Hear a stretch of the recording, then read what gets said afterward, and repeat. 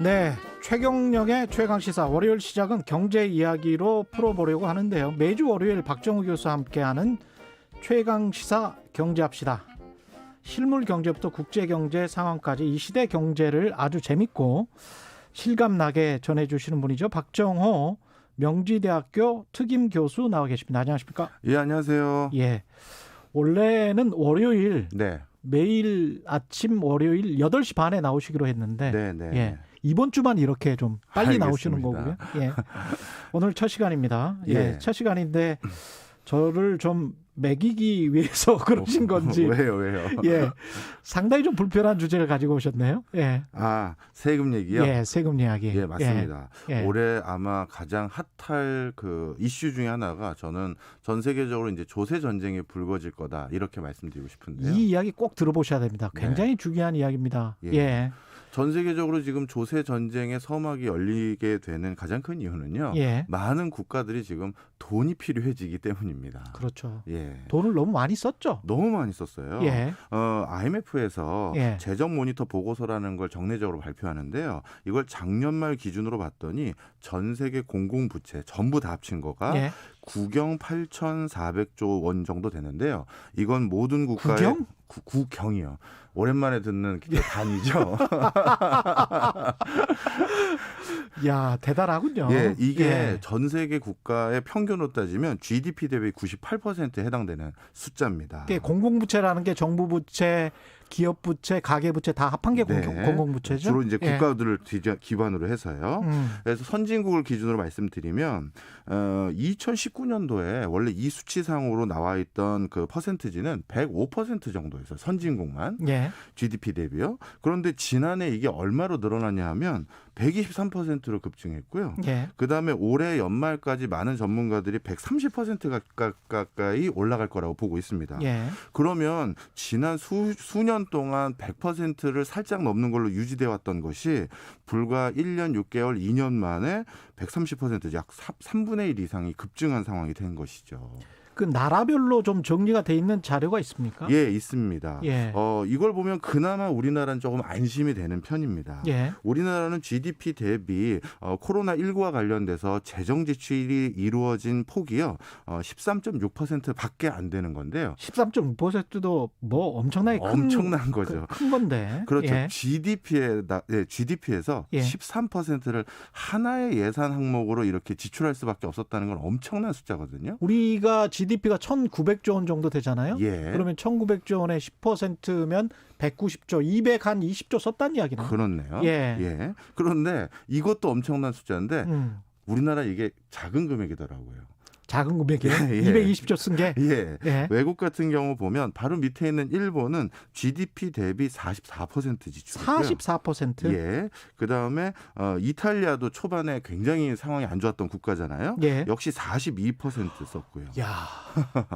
그러니 대부분의 유럽 국가들 요즘도 되게 뭐 어떻게 보면 탈출구를 모색하지 못하고 있는 영국도 봤더니 32.4% 정도 나오더라고요. 예. 그러니까 작년에 우리나라가 얼마나 선방했는지를 여기서도 확연히 알 수가 있죠. 선방을 하기는 했는데 그만큼 또 경제가 빠르게 반등하면 좋으련만. 네. 예, 그거는 좀 기대를 해봐야 될 것 같은데요. 예. 예. 자, 그런데 많은 각국의 상황들을 가만히 봤더니요. 지금 백신이 보급이 되고 있음에도 불구하고 좀처럼 경제의 활로가 모색되지 않고 있고. 않고 있죠. 예. 그다음에 코로나19가 이거 자칫 잘못하면 중기적인 현상 이상으로 번질 가능성이 있다라고 판단들을 한 것 같습니다. 그렇다 보면 이 재정 지출이 지금 올 한 해 그리고 작년 한 해 지출로 끝나는 것이 아니라 경기를 다시 부양하기 위해서 정부 지출이 또 필요하고요. 예. 또 코로나19를 마지막까지 대응하기 위한 돈이 또 필요한데 자 그렇다면 지금 전 세계 국가들이 어떤 상황이냐면 2차 세계대전 때 발행했던 국가 부채 규모 이상을 넘어선 국가들이 되게 많아요. 예. 미국만 그런 게 아니라 영국, 이탈리아, 그다음에 포르투갈, 스페인 이런 국가들 거의 대부분이 2차 세계대전 때 전쟁을 수행하기 위한 금액보다 더 많은 비용을 지출했는데요. 자 그러면 이 비용 어디선가 다시 벌충해야 되지 않겠습니까? 그러니까요. 그러니 당연히 예. 뭐에 대한 논의가 있을 수밖에 없느냐? 바로 세금입니다. 그런데 이 세금과 관련해서 그 처음에 예. 많은 분들이 EU와 미국이 예전에 작년에 큰 이슈였던 디지털세 기억하시죠? 디지털세. 예, 네. IT 플랫폼 기업 뭐 구글 같은데 디지털세를 부과하자 이런 이야기 많이 있었죠. 맞습니다. 예. 그래서 미국과 EU가 어떻게 보면 세계적인 팜 기업들이라고 할 수 있는 예. 거기에 대한 이익을 누가 과세해서 가져가느냐 이 대결이라고 생각을 했었었는데요. 예. 이 당시 미국과 EU가 첨예한 갈등 속에서 디지털세 적용을 2020년 정도 이후에서 논의하자라고 했는데 이 바이든은 이 디지털세에 대해서 트럼프와 입장이 전혀 다릅니다. 아, 그래요? 굉장히 긍정적이에요. 그렇게 되면 전 세계적으로 디지털세라는 게 아주 보편적으로 과세될 수 있는 새로운 환경이 열리는 거죠. 근데 IT 기업들이 바이든 후보를 많이 지지하고 기부금도 많이 냈는데 그쪽에 디지털세를 부과하겠다. 바이든은. 이 이유가 왜 그러냐면요. 예. 미국 역시도 그 IT 기업들이 미국에서만 순수히 과세해야 될 것들을 바로 이 뭐라 볼까요? 디지털 환경이라는 독특한 것 때문에 과세를 제대로 안 했다라는 걸로 그렇죠. 과세를 징수하려면 우리도 이게 도입해야 할 필요가 있다라고 인식한 것 같습니다. 그냥 미국 정부 입장에서는 구글 같은 기업들이 유럽에 사실상 조세 회피를 하는 거잖아요. 유럽 본사를 따로 두고 네. 거기에 그냥 자기 이익을 그대로 남겨둬 버리는 거잖아요. 네, 그래서 맞습니다. 미국으로 이득을 이전시키면 거기에 대한 과세를 또 미국 정부가 하기 때문에 네. 거기에 그냥 놔둬버리는 거죠. 예. 예. 그리고 이제 가지고 올 때도 이걸 비용 처리를 하는데요. 그렇죠. 그래서 이런 팜 기업들이 주로 했던 방식 중에 하나가 더블 아이리시라고들 흔히 부르는데요. 예. 이게 뭐냐면 애플을 가지고 말씀드리면 예.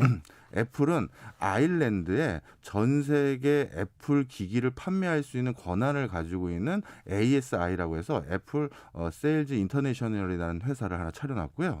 그다음에 또 한 가지 애플이 가지고 있는 지재권, 그러니까 특허나 지식재산권 이런 것들에 대한 수익을 모두 관장할 수 있는 AOI라는 애플 오퍼레이션 인터내셔널이라는 회사를 또 아일랜드에 세워놨어요. 그러고 나서 어떻게 됐느냐. 특히 AOI라는 회사는 페이퍼 컴퍼니로 직원이 한 명도 없는 걸로 유명합니다. 한 명도 없어요, 한 명도 직원이. 없어요. 예.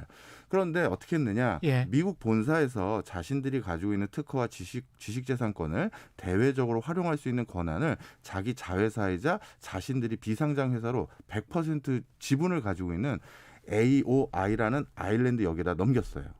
여기다 넘긴 이유는 왜 그러냐?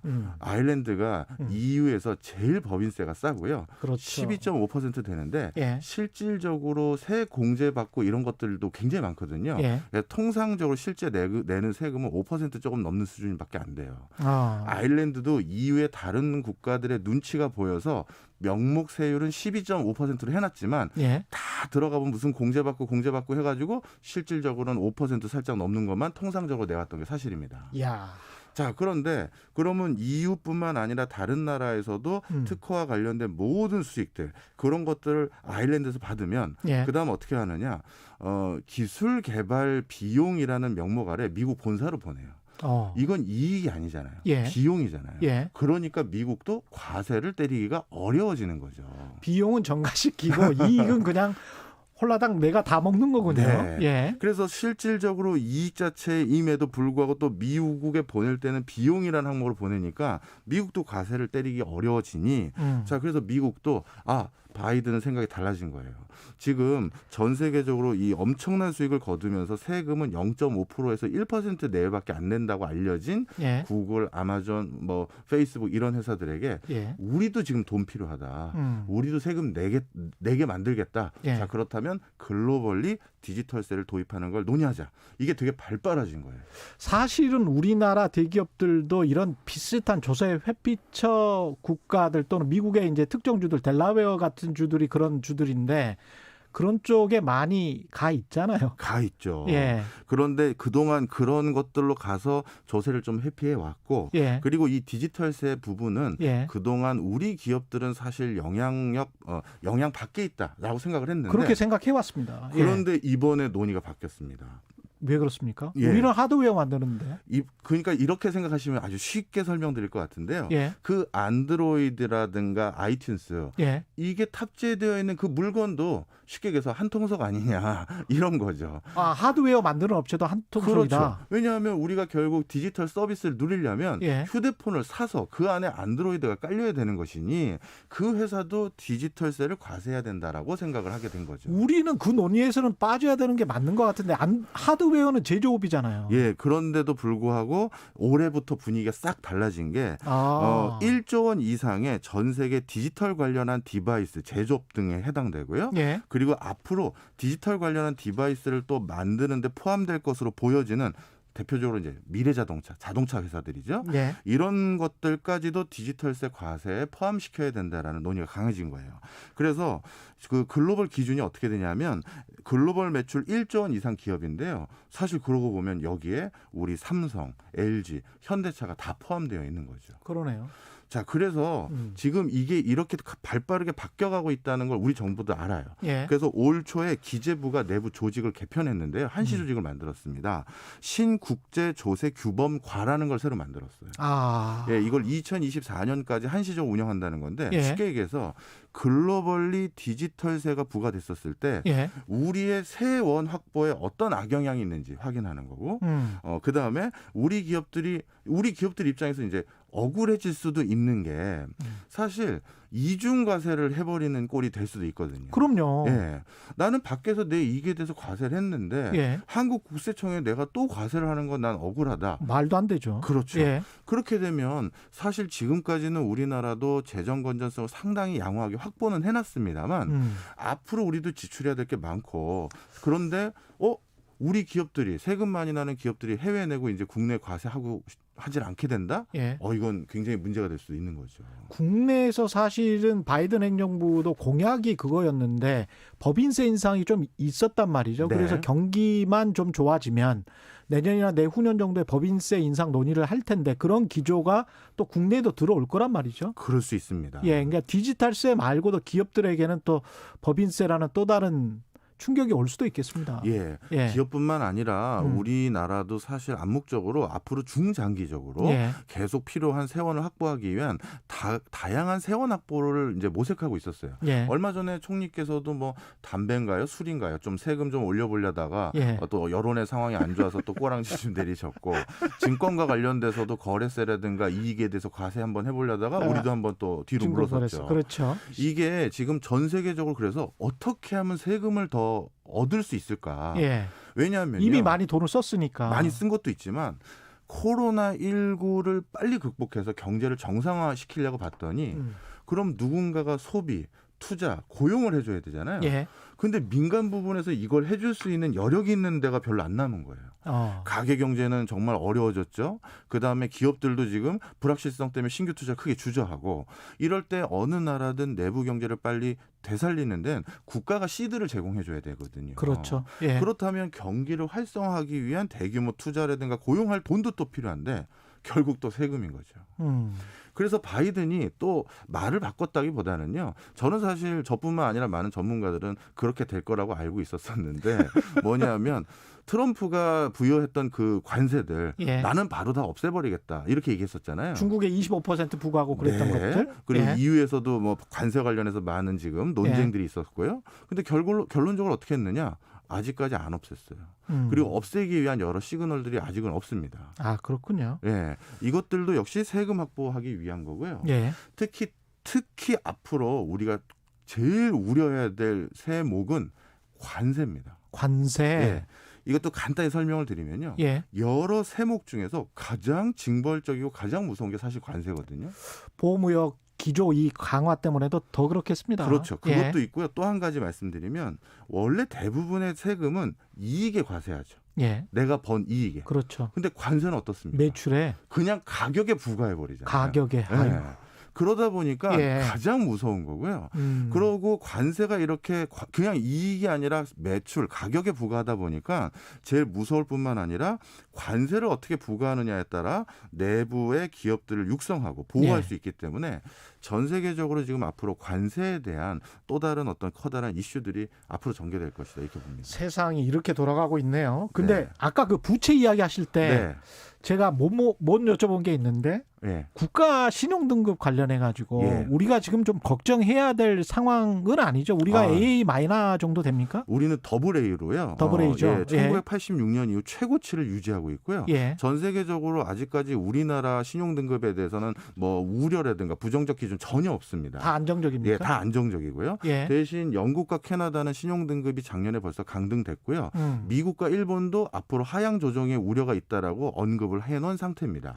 그럼 유럽의 가령 뭐 이탈리아나 이런 나라들이 좀 불안해졌을 때 그렇죠. 그때 우리에게 또 다른 어떤 충격으로 다가올 가능성 뭐 이런 것들은 없을까요? 이렇게 보시면 좋을 것 예. 같아요. 세계 3대 신용평가 등급 회사 중에서 피치사가 한국에 대해서 유일하게 쿼트를 한 게 언급을 한 게 있는데요. 예. 뭐라고 했냐면 한국은 지금 재정 건전성 상당히 안정적이다.